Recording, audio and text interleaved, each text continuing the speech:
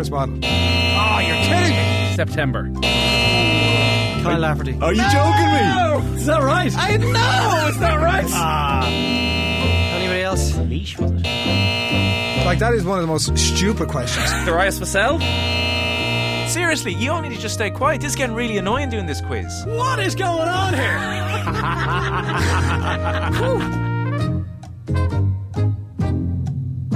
Welcome along to the shoutiest segment on Irish radio. It is the scintillating, it is the stupefying, it is the splendido crappy quiz. It is a very special football-packed quiz for you today with thanks to Paddy Power. And allow me to welcome today's teams. Our first team today sees a despicable rivalry put this to one side for just one day. Tension has built up over the years after one of these team members once said to the other one, "Please use my full title," which is OTB's chief football commentator. Well, here is OTB's chief football commentator, Nathan Nate Dog Murphy and Stephen Shaker Maker Doyle. Wow. Which one of us is the chief? You very much are. Is this not a title you have taken upon yourself in recent years? Yeah, if you just keep saying it long enough, people believe you. So, like you and witty sidekick.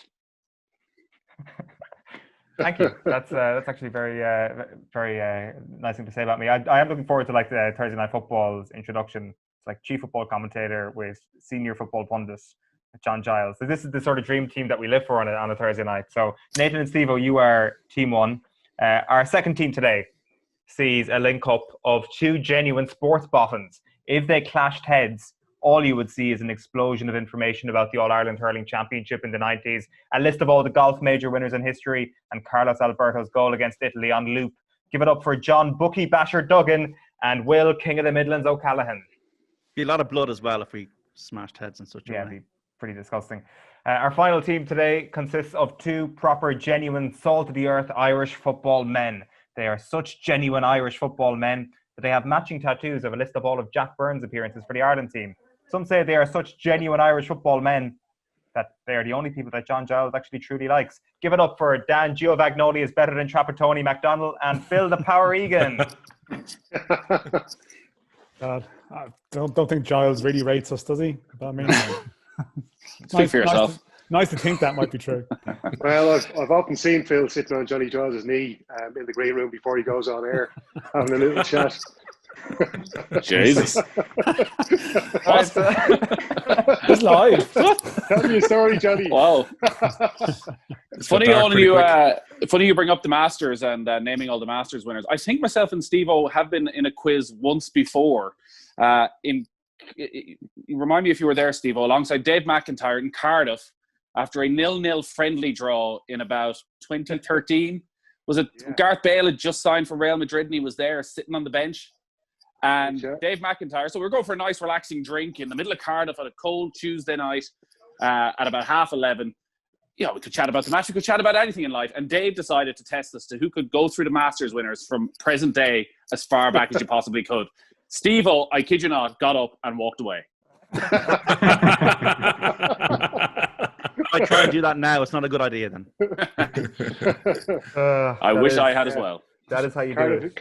Cardiff isn't a city you want to be on your own in either, but there you go. So just a reminder that the teams are Nathan and Steve-O, Will and John, and Phil and Dan, and it's going to be 3 rounds of teak-tough Premier League trivia, and you'll have to work individually and as a team, more on that later, to rack up points before we trundle onto the slip and slide of trivia, which is the rapid fire round, and we will, of course, crown our crappy quiz champions for this very special afternoon. Let's get straight into it. Round 1 is the Premier League Journeyman round. In this round, I'm going to give you the name of a former Premier League footballer that has played for a lot of teams. All you got to do is give me 4 of the clubs that the player has played for. So I will need 4. No conferring is allowed. And representing the teams in this round will be Nathan, John, and Phil. So question 1 for Nathan and Stephen, represented by Nathan here.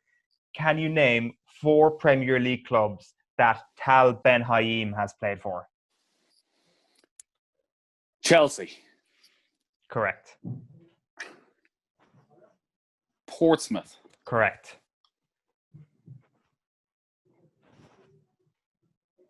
Oof.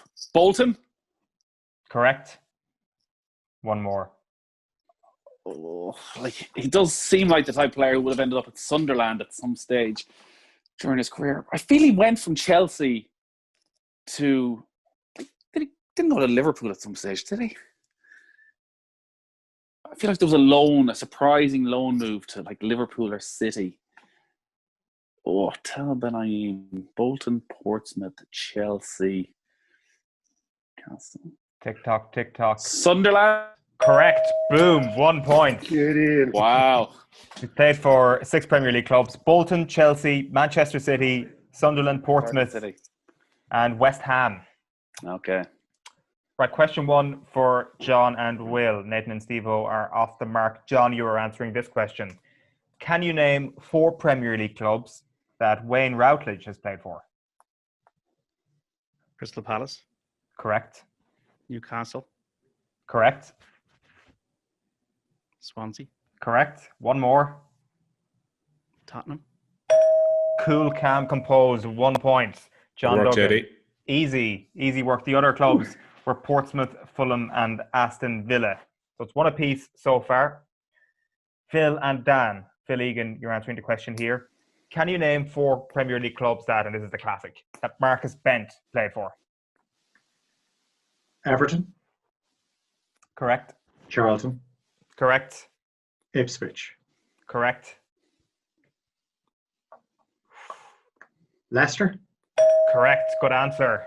Everybody off the mark. The full list of clubs that Marcus Bent has played for: Leicester, Blackburn, Ipswich, Everton, Charlton, Wigan, Crystal Palace, and Wolves. It is 1-1-1 after round 1. Round 2, the crazy Premier League results round. On the back of that start to the season, this round is going to test your knowledge on the Premier League's history of chaotic games and massive scorelines. No conferring allowed once again here, and representing the teams in this round will be Steve-O, Will, and Dan. Question 2 for Nathan and Stephen. Stephen, you're answering this. When Leicester beat Southampton 9-0 last season, 2 players scored hat-tricks. Jamie Vardy scored one of them. Who scored the other one? Oh, Christ. wasn't him. But why can't I remember this game?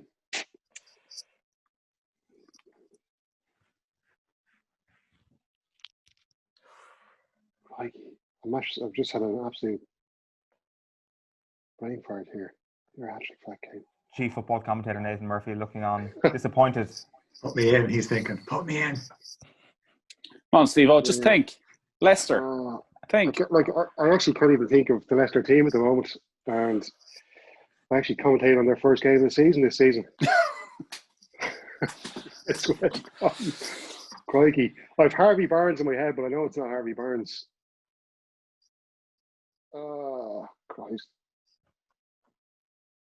I'm going to need to push you for an answer. Oh, crikey. 9-0, 2 hat-tricks. Vardy with 1. Who scored the other? Oh, God.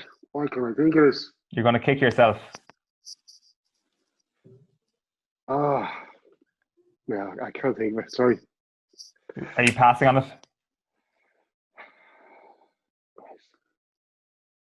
Going to have to... it was Iosi Perez. Correct.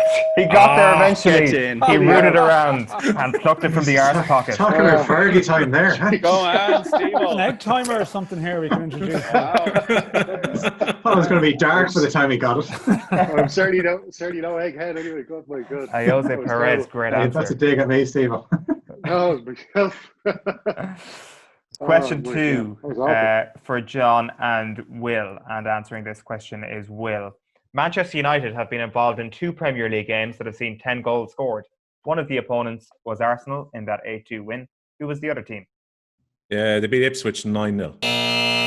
Not 10 goals and 9-0 though. Oh, yes! Oh, no! Oh, hubris, undone by my own stupidity. Anyone? Last game for Fergie. West It was Brom. indeed Brom, 5-all. Or, yeah. West Brom is the answer. Our first point dropped of the afternoon. Oh, well. Do we get a steal for that? No. John, how do you feel about about your team? There's just silence. Silence. It's like Seamus Coleman looking at the celebration the other day. Question 2 for Phil and Dan. And Dan, you're answering this one. So which two clubs were involved in the highest scoring game in Premier League history when 11 goals were scored in a 7-4 classic in 2007? God. I feel like I should know the answer to this. Phil definitely knows the answer to it. I can tell he's looking frustrated at me there. I asked Enda what the quiz was. He said it's football. And I was like, oh, great. So I've been researching Euro 2020 stuff all on. And it's like Premier League trivia. It's like, I actually texted it specifically. Oh, it's general football. It's like, God. I'm not. I mean, Phil, you've got a weakness. Premier League trivia is not good for me here, pal. This is going to be a struggle. Like, I was thinking it would be a Spurs-Man City game, but it's not that, is it? No. Is that your answer? Spurs and Man City? I don't remember. No, it's not Spurs versus Manchester City. Anyone know the answer? It's Spurs, Southampton? Portsmouth and Reading. Portsmouth and Reading. Oh, correct. Isn't it the Chris Camaro one where Claire got sent off as he was watching it? Oh, was that in that game? I'm pretty sure it was that one. Right, there was definitely a Reading game anyway. Right, round 3, and the scores are Nathan and Steve on 2, Will and John on 1, and Phil and Dan on 1. Round 3 is a double jeopardy Premier League round. Again, more Premier League trivia. You'll be happy to hear, Dan. In this round, everyone will have to answer a question. If both members of your team answer their questions correctly, your team will score 3 points. However, if only one of you gives me the correct answer, you will score just a single point. So you get an extra point for both of you getting the question correct. No correct answer obviously means 0 points. Question 3 for Nathan and Stephen. Nathan, can you give me any of the top 5 most expensive Leicester City signings in history? But before I tell you if you're right or wrong, actually give me the answer. And before I tell you if you're right or wrong, I'm going to ask Steve for his answer. So you go first with your answer. Leicester's top 5 signings, any of them. Oof. I was going to say D. Could I just name the top 5 and then Steve can pick another one? What did they pay for Jose Perez on actually? James Maddison. James Maddison. Steve-O? Yeah. Well, the name Nathan just mentioned there was on my mind. Actually, the two Nathan mentioned there, definitely over 20. I don't know what I should have gone for.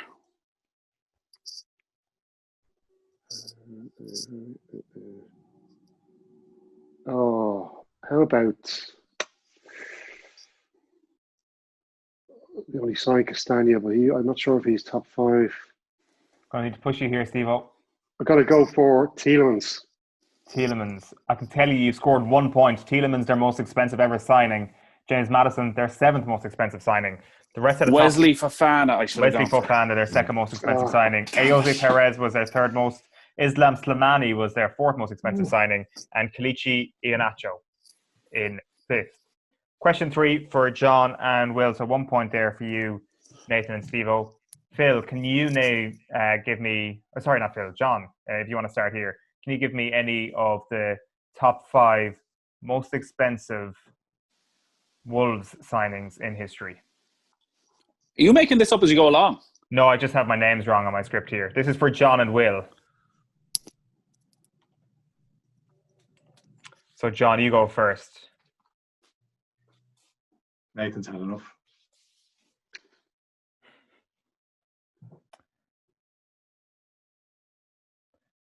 Nelson Semedo. Nelson Semedo. Will? Exactly who I was going to pick.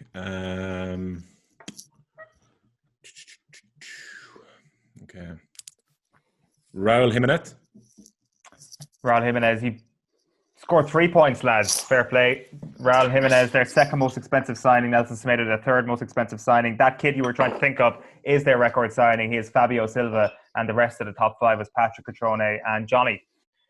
Right. Johnny Otto. I've never seen his name. I didn't curse there, by the way. No, okay. Johnny Castro. I did curse, John, but listen, it's okay. We want a name and Dunphy kind of style apology there for you, John. There. I am actually tired of after the 6-1 win the other day.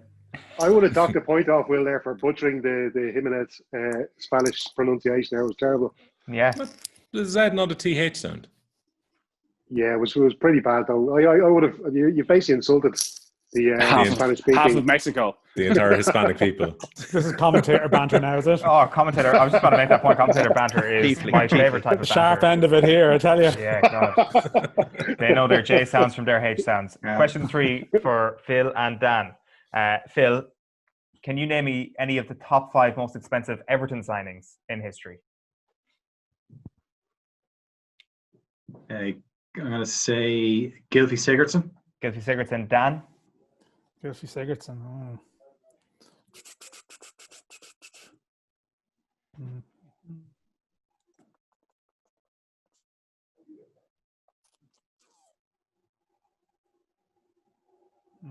Can they get back in the game? It's currently 3 to Nathan and Steve-O. I'm 4. thinking of a couple of English players, but I'm trying to think would they have spent more money on someone else. Surely they would have spent more money on someone else. You've a good Google there anyways, Dan. There is no Google nearby. In fairness, these are good questions. They're actually very hard to prep for, to be fair, you wouldn't be expecting it. Oh, Despite the compliment of the questions, I'm going to have to push you for an answer. so, I don't know, Michael Keane? Michael Keane's a good answer, but he's 7th most expensive signing ever since just outside. Richarlison? Richarlison was the 2nd most expensive signing. Sigurdsson, by the way, was most expensive. Say that again, David Steve. Klassen? Pickford and Keane are two. Pickford. No, Pickford, Klassen not there. Romelu Lukaku, lads, in 3rd place. Alex Iwobi in 4th, and Yerry Mina, their 5th most expensive signing. Oh, God. Iwobi. I would not have got that. So you do score a point there. So that leaves you on 2 points. Will and John are leading the way on 4 points. And Nathan and Steve-O are in 2nd place on 3 points. Which brings us on to the rapid fire round. And this is how we're going to decide things today. In this round, you are all against the clock. And we will be giving you 40 seconds to answer as many questions as possible. We're going to be starting with the team in 1st place, which is Will and John. And then onto the team in 2nd, which is Nathan and Steve-O. And then onto the team in last, which is Phil and Dan. Once you get a question wrong, I move on to the next team and deduct you 1 point. I'm also going to have to take the first answer that I hear. So, of course, you can't really confer across Zoom. So, whichever one I hear first, I'm going to go with. Right. So, Will, John, are you ready? Yep. Your time starts now. Name the only Ireland player to score a goal in the Stephen Kenny era so far. Ben Duffy.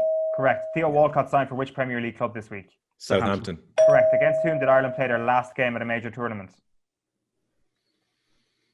France. Correct. Who did Edison Cavani play for immediately before Paris Saint-Germain? Napoli.